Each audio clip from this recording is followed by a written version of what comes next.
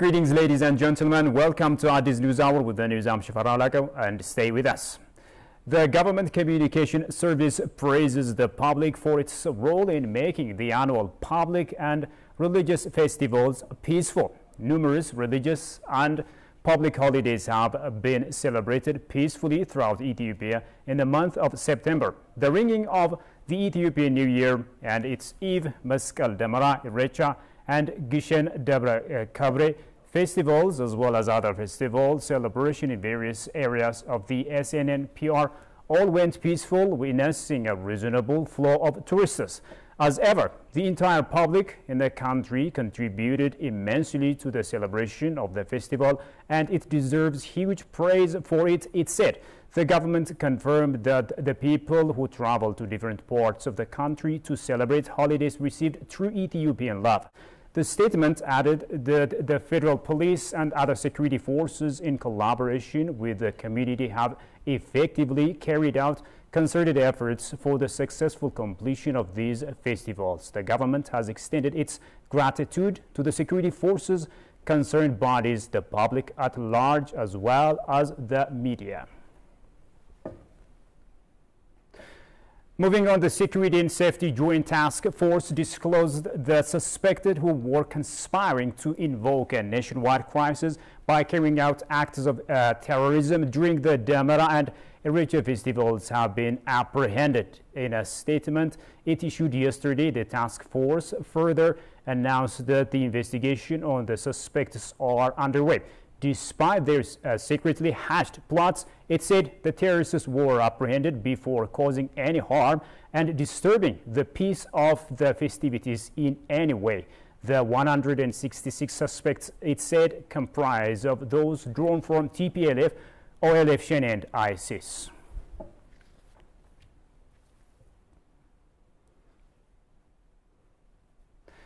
Moving on, Ethiopia is hosting the first Pan-African Conference on Artificial Intelligence from October 4 to 5, 2022 at the New Museum of Art and Science. Head of states, ministers, and officials of AI, researchers, policymakers, among others, are expected to take part in the conference. The conference is organized by the Ethiopian Artificial Intelligence Institute in collaboration with Hawk University, Chapa Financial Technologies, among others.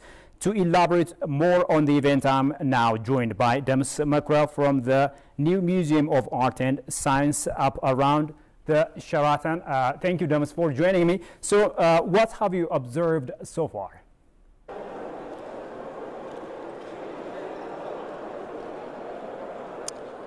Thank you so much. Today, the Ethiopian Artificial Intelligence Institute hosts the first Pan-African Artificial Intelligence Conference here in Addis Ababa. More than 2,000 participants are actually taking part in this conference, who are actually from government policy makers, as well as experts, researchers, and people who are involved in the artificial intelligence sector are here in Addis Ababa, deliberating on the potential trends, prospects, and challenges of the artificial intelligence sector. And this conference is expected to enhance Ethiopia's portfolio of the artificial intelligence at continental level, actually. And it can also be a platform to share experience among the concerned stakeholders throughout the world. On top of that, it can also be a platform to create some sort of connectivity between and among operators of the artificial intelligence sector. So it enhances Ethiopia's capacity in the artificial intelligence sector. Early this morning, Prime Minister Abiy Ahmed made a speech to the participants of the conference, and some of the points he mentioned are actually Ethiopia is paying due attention to the artificial intelligence sector, ranging from establishing an institution that is concerned to this sector. That's actually the Ethiopian Artificial Intelligence Institute, which was established back in 2021. And with a very short time, according to the Prime Minister, the Institute progresses a lot and achieves a number of things in the artificial intelligence sector. So Ethiopia attaches, the Prime Minister said, due attention to the artificial intelligence sector because We are currently living in a digital world where the influence of artificial intelligence is really important in various sectors. So considering that, Prime Minister Abiy says Ethiopia pays due attention to the artificial intelligence sector so as to ensure digital growth in the Ethiopian economy. According to that, the Prime Minister mentioned Ethiopia already put in place a digital strategy that actually will progress up to 2025. That is a very comprehensive strategy, deals with a number of sectors ranging from agriculture to infrastructure, tourism, as well as transport. A very comprehensive digital strategy which was put in place 2 years before, and it will progress up to 2025 to Ethiopia. So Ethiopia is progressing toward this ensuring digital economy, and the role of artificial intelligence is critical. The Prime Minister underscored early this morning to the participants of the conference. Obviously, nowadays, if we see around the world the experience of different countries, those countries who establish real growth in terms of ensuring big companies and plants throughout the world use the artificial intelligence sector quite effectively to the repetitive and detail-oriented workers. So Ethiopia, of course, joins this move very, very lately, but runs against time to maintain pace with a global pace in the artificial intelligence sector. So today, more than 2,000 participants, primarily from Africa, the United States of America, as well as Europe and Asia, are participating here in Addis Ababa, and they are consulting about the trends, challenges, and prospects of the artificial intelligence sector in Africa. Ethiopia, of course, will be benefited from this conference enormously, as the country attaches highest consideration to this artificial intelligence issue. The other event coincides with this conference is Prime Minister Abiy Ahmed today officially inaugurated the Science and Art Museum, which is actually built since the last few years. This Science and Art Museum has state-of-art technologies that will enable the country to showcase some of the latest technological and scientific output to the Ethiopians and the rest of the world. And this will serve as a hub for incubating new technologies, new scientific ideas, especially it's expected to be a hub for the young generation to engage more in the science and to come up with innovation. One of the central things Prime Minister Abiy made today in his speech is innovation is the base for science, and science is actually the base for innovation, and innovation is also the base for economic development. So science, innovation, and economy are really intermingled when we talk about development. So Ethiopia will pay much attention on the science and the innovation part so as to foster its economy, so as to foster its human development. So this Science and Art Academy is today officially inaugurated in order to enhance Ethiopia's performance in terms of incubating and creating skilled manpower in the science and innovation sector. There are lots of issues here in the Science and Art Museum today. There are a number of things which will be unfolding in the few hours to come. We'll bring you updates in our news hours.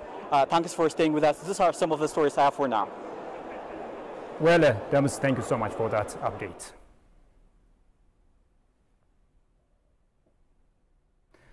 Moving on, Maxar, an American technology company, is working to protect the interests of the U.S. government by releasing military secrets of many countries. The U.S. is known for scapegoating sovereign states to pursue its interests. Maxar has shared a satellite image that shows the build-up of military forces on either sides of the border between Ethiopia and Eritrea. After the TPLF resumed an attack in the neighboring Amhara state. What is the intent of sharing this satellite image to the rest of the world? Goshu Maliso sheds light on the following as part of the following story. Have a listen to this.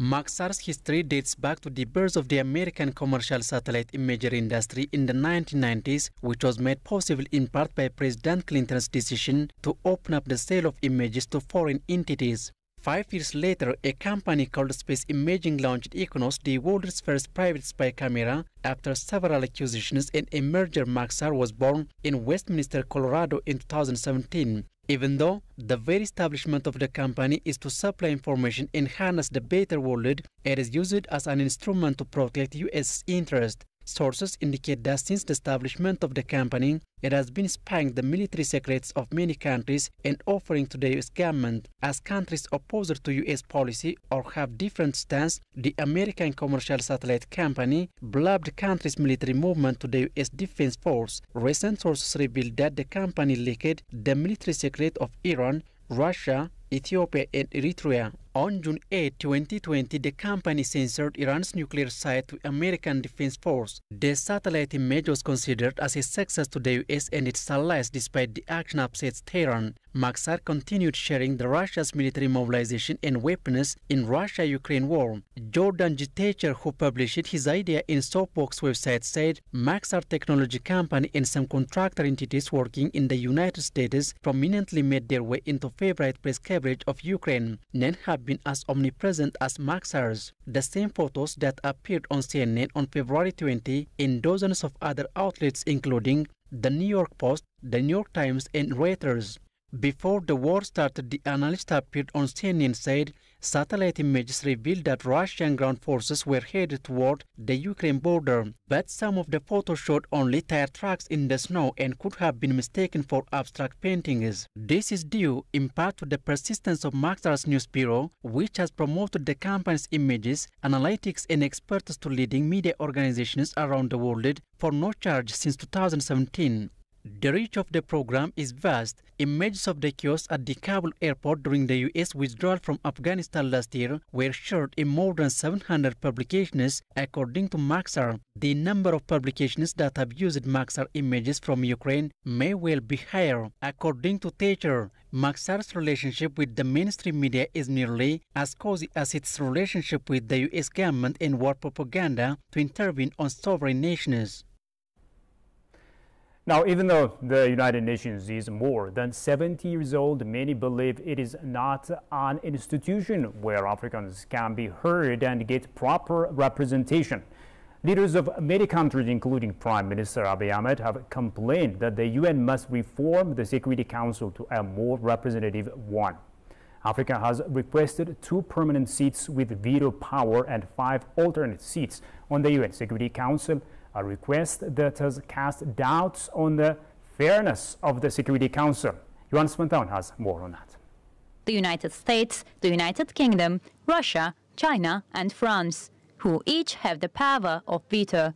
The United Nations Security Council is often accused of letting the interests of 5 countries outside the continent be decided instead of the fate of African people, thus keeping the continent and its problems at bay.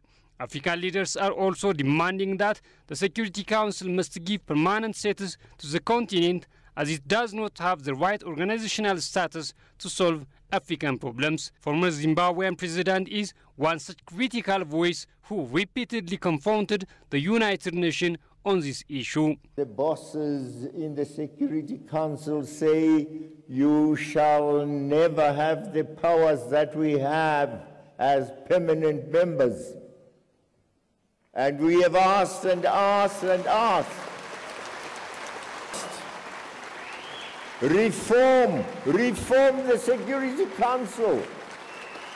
Experts and other politicians have also been saying that the United Nations should be recognized in a way that protects the interests of Africa. Prime Minister Abiy Ahmed is another critical opponent of the political imbalance exhibited at the United Nations. There has been a growing awareness about Africa's suffering, he said, but that little has been achieved to improve the capacity of African nations to meaningfully develop toward being co-equal member at the global socio-economic and political table.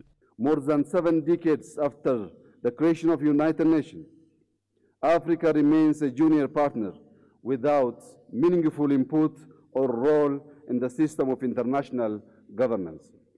This is particularly true of the United Nations, where Africa lacks representation on the Security Council and is underrepresented in a variety of ways. It is the right time to reform and revitalize the United Nations system to reflect current global realities and ensure that it is a more representative and equitable body. The President of Malawi, Lazarus Chakwera, in his message to the General Assembly of the United Nations, warned that if Africa does not get the representation it deserves, it is useless for its leaders to participate in a meeting of the United Nations every year.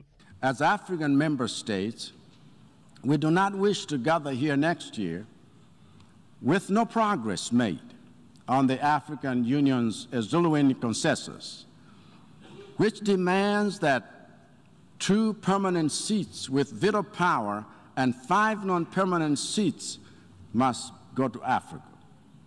So, following the strong signal of support from the U.S. government, we expect to see this matter on its way to the United Nations Security Council to be tabled, to be heard, and to be settled. That is the UN we want.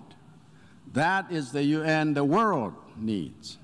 A reformed UN that practices the equality and democracy it preaches. Many agree that the Security Council needs a structural change that takes into account the global situation.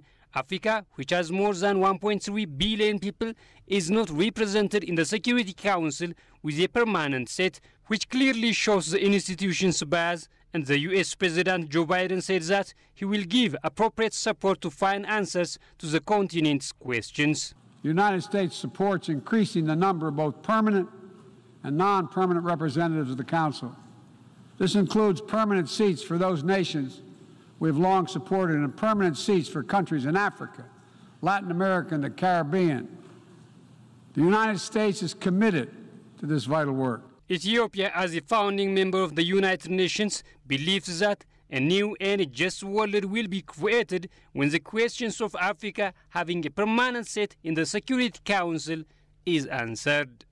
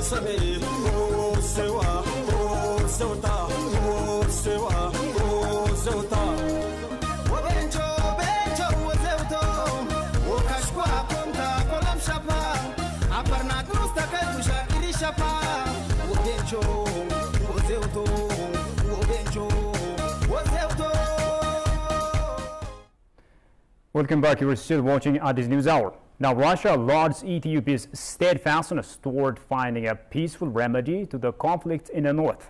Talking to ETV English, Russian ambassador to Ethiopia, Yevgeny Tarakian, has appreciated Ethiopia for taking this initiative, adding Russia remains committed to supporting peace under the auspices of the African Union. Kasahun Chane reports.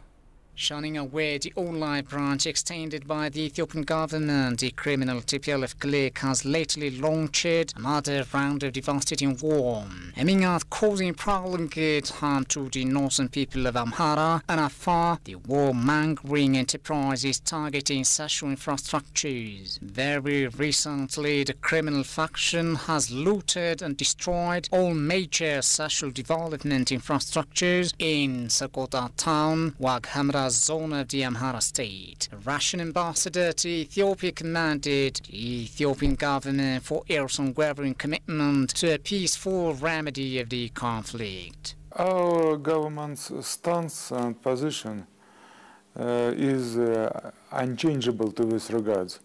We are always supporting peace efforts for peace solutions of any disputes.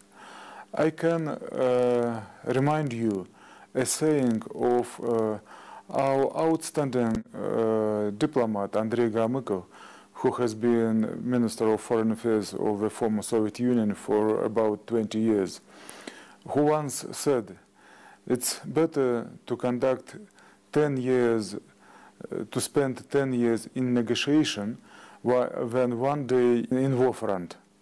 So we appreciated highly all the steps which were undertaken by the Ethiopian government to find the peaceful solution, to open the way to peaceful solution. We remember a lot of measures taken during the last half a year, release of certain prominent TPLF former members,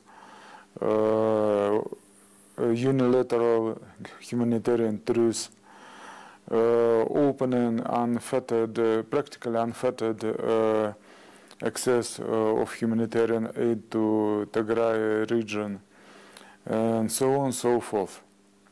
Of course, it would be justified to expect that the other side will also respond with appropriate measures. Well, unfortunately, what has happened has already happened. We have seen a new, I should say, the third outbreak of war on the Tigray front. And it is really very disappointing and very worrisome for us. In this regard, Ambassador Tarakin further stated that there is no profit to be gained from conflict and urged the TPLF to come to the negotiating table for its own sake. We understand that it's common people who is suffering most of all because of this war. And we hope that we believe that the sooner the military activities are stopped, the better will be for the whole people of Ethiopia, for the whole country of Ethiopia. Therefore, we'll continue supporting any peaceful efforts aimed at stopping the war in the north of your country. And of course, first of all, it's the mediatory mission of African Union under the leadership of former Nigerian President Olusegun Obasanjo. We hope that the other side will finally see the stretched hand of peace of the central government, and will make an appropriate response as well. And of course, we are opposing any possible attempts to interfere into Ethiopian internal affairs. We understand that the conflict in the north of your country is absolutely internal affair of Ethiopia as a state and the Ethiopian people as a whole. Of course, there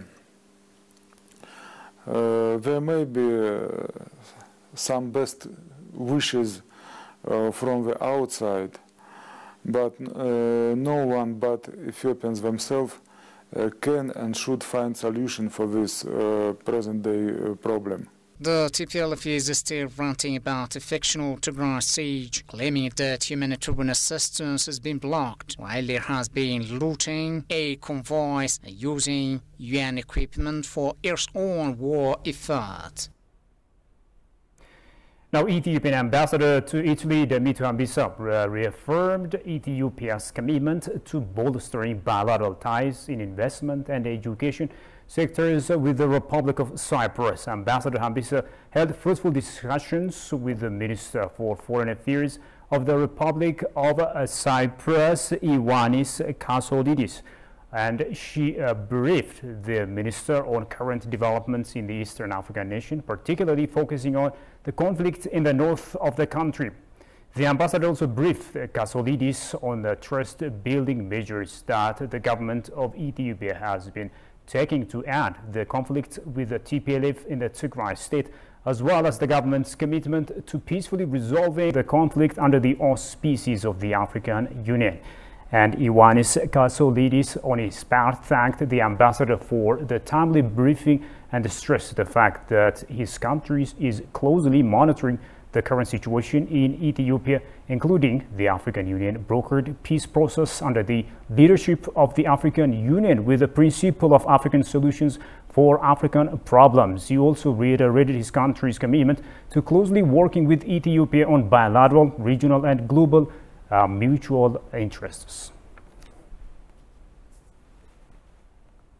Now, among the people in the south of the country with their own calendars are the Yam, located in Yam Special District of the SNNPR. Hebo, as it is known, is a unique ritual that plays a crucial role in resolving conflicts and or crimes of any kind among the community. The Ministry of Culture and Sports announced that efforts are being made to maintain and record unique cultural rituals like the Hesobo that they can be passed on to the future generations. Tigist Sarnesa presents the following story. Angare Palace, which is said to have been established in the mid-13th century, hosted the Hebo, the New Year of the Yam. One of the inhabitants of Ethiopia's southern nationalities and people, the Yam celebrated this annual ritual in the presence of distinguished guests from both federal and regional offices. I would like to extend a sincere invitation to members of the Ethiopian diaspora to come to and visit this unique place and cherish this moment of Hebo like I did. This place has a lot to offer, and the next time you are back home, don't forget to stop by, especially at this time of the year. Moges Balcha, who heads the Democracy Building Coordination Center with the rank of a minister from the PM office, for his part underscored that the array of exquisite holidays being celebrated in September and early October are manifestations of Ethiopia's multicultural richness.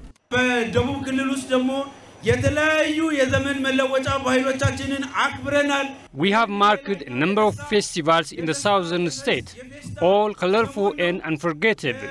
The Hebo, which we are enjoying now, is one that Ethiopia is working to have enlisted on the UNESCO's list of intangible heritages.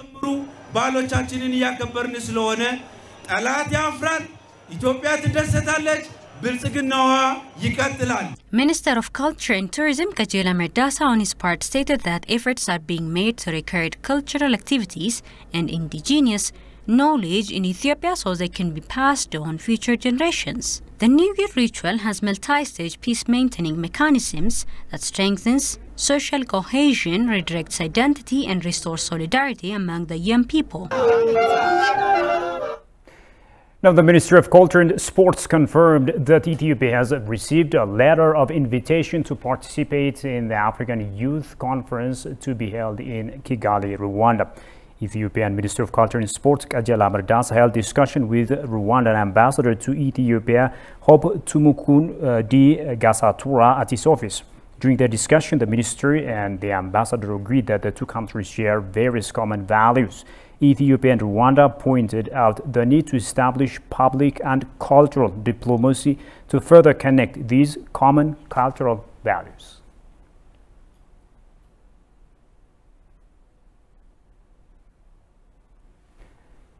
You have been watching Addis News Hour. Now a quick recap of the top stories. Police apprehend over 100 individuals suspected of hatching a terrorist attack.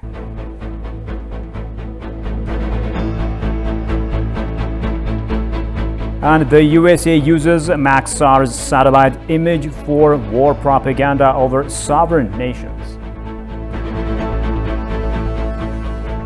And with that, we come to the end of today's stories. Thank you indeed for watching us. Bye-bye.